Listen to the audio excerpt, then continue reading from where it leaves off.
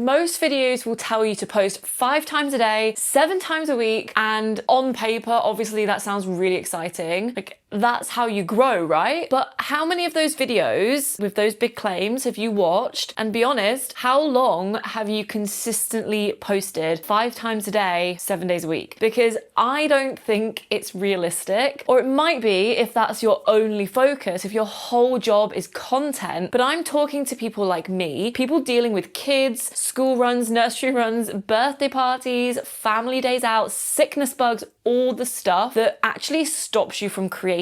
So in this video, I'm not just going to show you how I plan a full month of content. I'm going to show you a few tricks to make the actual doing of it lighter as well. And before we start, I'm not going to say Instagram much in this video. This is about content for your business, wherever that lives. Maybe YouTube, a newsletter, TikTok, Pinterest, podcast. It's the same system and it can be applied to wherever you're showing up. And to make this really practical, I'm going to use my own upcoming letter club launch as the example all the way through so that you can see exactly how this works when it's tied to a real project. So part 1 is the planning. I'm going to walk you through how we get the whole month of content ideas out of your head and into a calendar that works around your actual life. So I'm going to be doing this inside Artova, which is the tool that I built for creative business owners. But if you want to follow along in a notebook or whatever platform you use, because the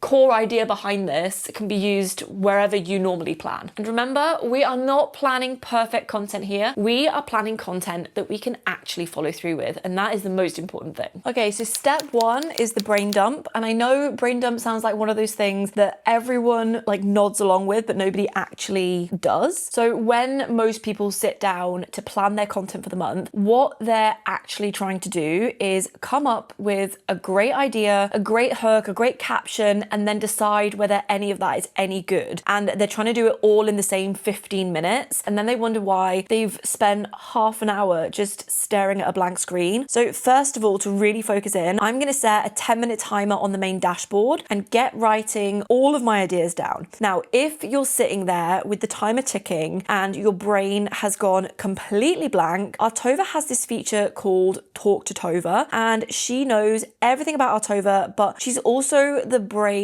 behind growing a creative business. I'm launching my letter club. It's a monthly subscription. I want to plan a month of pre-launch content to build anticipation. Can you help me come up with ideas to add to my brain dump? So the brain dump is there to empty your head. And what I love about Artova is that you can create boards. So as you're emptying your brain, you can add notes to relevant boards. For example, sometimes when you're in content creation mode, it can spark an idea for a product that you might want to make. But instead of that idea just getting lost, you can add the idea into a product ideas board that you've created, and it kind of keeps it there safe, but all in the same workspace. I like to use these 10 minutes just to get my ideas down. And I'm going to go a little bit deeper into content pillars later. But for now, I'm just going to get these notes down and I can organize them into different boards later if I want. Right, that is the timer up. That is all of my ideas out of my head and into a board. And by the end of the 10 minutes, you'll hopefully have a bunch of sticky notes on the page in front of you. So the idea of Artova is that it's a really visual way of working. So you can group the sticky notes together, you can have them organized rather than just a list in your notes app that you're not going to find again, because we can also search via the filter button. So if you're like, oh, I had a note there somewhere, you can just type in a tag or filter it by its progress and you can easily find it. Because we are creators, we have lots of ideas, right? So there could be hundreds of ideas on these boards and you want to be able to find them easily. Right, so this is great. We've got our ideas out of our head, but this is not a content plan yet, which is why we want to move on to step 2. So step 2 is the content pillars. Now, this is one of those steps that a lot of people skip because it feels a bit unnecessary. Like you just want to get on with posting. But this actually stops me from sitting there in 2 weeks' time thinking, what do I even talk about? I've forgotten. So instead of treating your content like a random one-off post, we're giving it a bit of structure. So when you're planning, try and have a reason behind your content. So instead of just just blindly posting. We always want a purpose, whether that's a launch, getting more signups to your mailing list, or growing your following. So all I'm doing here is grouping my ideas into 3 or 4 themes for the month. So it's nothing complicated. It's just buckets that can help you rotate what you're talking about wherever you're showing up. So if you don't do this, what tends to happen is you either unintentionally post the same type of thing over and over again, or you jump around so much that your audience doesn't really know what you're about. And I think this is especially good for creatives because we're really rubbish at selling and feeling salesy. Whereas if it's a content pillar and you decide once every 2 weeks I'm going to do a sales post, you can see it rotated in and you don't forget to post a sales post for like 3 months. So that is why we're doing this. My pillars are really simple. We've got a behind the scenes of the designing of the characters and the letters, one slightly more educational thread like how I'm thinking of pricing or structuring the subscription a little bit more, which is really useful information for people that want to sign up. And then a personal kind of pillar where I want to show why I've come back to drawing in the first place. And then I want to add a trust building one, like actually showing the letters, little previews, reactions. And you can see how already just by doing this, the content starts to feel a lot clearer in my mind. So I'm not staring at a blank page anymore. I've got direction. So part 2 is making it doable, because we both know that a plan is great, but you also need to implement it. So I'm going to show you a few Canva templates and a bit of chat on batching to turn your plan into content that actually gets posted. So step 3 is your content calendar. So this is where everything starts to come together, because we're taking those ideas, then those pillars, and turning it into an actual plan you can follow. So inside the calendar, my content calendar, I like to color code everything based on pillars. So you can add tags at the top. You can do this whatever way you want. This is just how I like to use it. And I have written corresponding colors in the pillars. And this just gives me a really quick visual way of what I'm posting. So I can see straight away if I've got too much of one pillar or if I'm completely ignoring another. And I cannot stress this enough, this is where you need to stay realistic, because yes, we can batch content and make things lighter, but that doesn't mean that we should plan a post for every single day, because that's usually where people fall off. Instead, I'd rather you batch 10 to 14 pieces of content and then spread that over 3 or 4 or 6 weeks or whatever's possible for your current situation. So if you're posting 3 times a week, that batching session is the whole month sorted. Whereas if you're posting twice a week, it lasts even longer. So it's not about doing more, it's about making sure you actually follow through.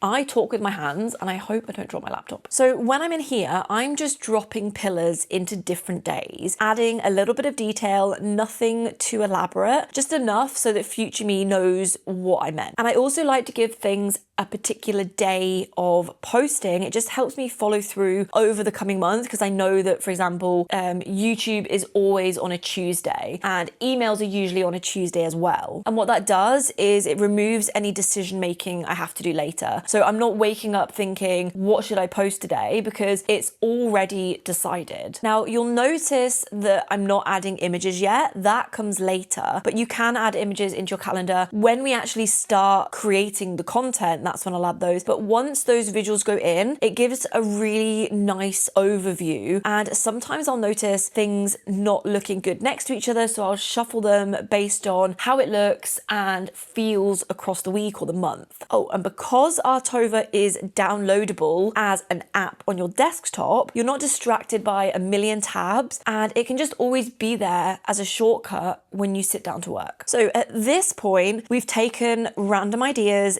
given them some structure, and turned them into an actual plan. But this is the moment people usually get stuck again, because it's like, okay, I've got the plan, what do I actually make? And that brings me to step 4. So step 4 is your content inspiration hub. This is where I start collecting screenshots and anything that inspires me, posts, hooks, visuals, formats, and adding them into a specific board. So here is the important part though. We set a timer for scrolling, because otherwise 2 hours are going to pass in the blink of an eye and suddenly you've not actually got anything to show for it. So we're going in with intention and we're going to look for things that could work with our content pillars. So I'm saving what stands stands out and then I'm getting out again. And for YouTube specifically, I really like using vidIQ. It's really great for finding trending topics and things your audience is actually searching for. So I'll leave the link below to that if you want to check that out too. Then I drop everything into Artova. And I know some people will say, why not just save it on Instagram? But for me, I'm pulling inspiration from lots of different places: Instagram, Pinterest, YouTube, and I want everything, all my inspiration in one place. Otherwise it just ends up scattered. And when it's scattered, I'm never going to go back and look at it again. So I only bring across relevant, useful pieces and add them into my content pillar boards. So when I actually sit down to create, everything I need is right there. So I'll have a board for behind the scenes, one for educational and one for personal, and I'll add inspiration into each one as I go. And the reason I organize it this way and not a board per month, because if I don't use something that month, then it's not wasted. I can always go back to it and it's sitting there waiting. So instead of starting from scratch every time you sit down to create, you've got a bank of ideas already there, which just makes the whole process feel so much easier. And then from here, this is where that plan turns into action. Now, I'm not going to sit here and create 14 pieces of content with you because that would take a lot longer than this video, but I just want to show you how this plan actually translates into something real. So I'll usually take a few of these ideas from my calendar and jump straight into Canva. And I use a couple of really simple templates that I've already made to batch things out. And the key thing here is I'm not starting from scratch because I've already done the thinking. So I've got a whole month of content ready to be created. And it's only taken me an hour to plan the whole month. And sometimes it's even less than that. And if you want to try Artova as well, you can try it for free for 7 days. Just go to artova.io or check the link in the description. Oh, and a little tip, when I do come to batch my content, I do it in stages of creation. So I'll group all of my writing tasks together, then my filming, then editing, and that just makes everything feel so much lighter because I'm not constantly switching my focus. But I've actually got a whole other video on that topic, on batching. So if you want to see exactly how I do it, you can go and watch this video next. Just click here to watch.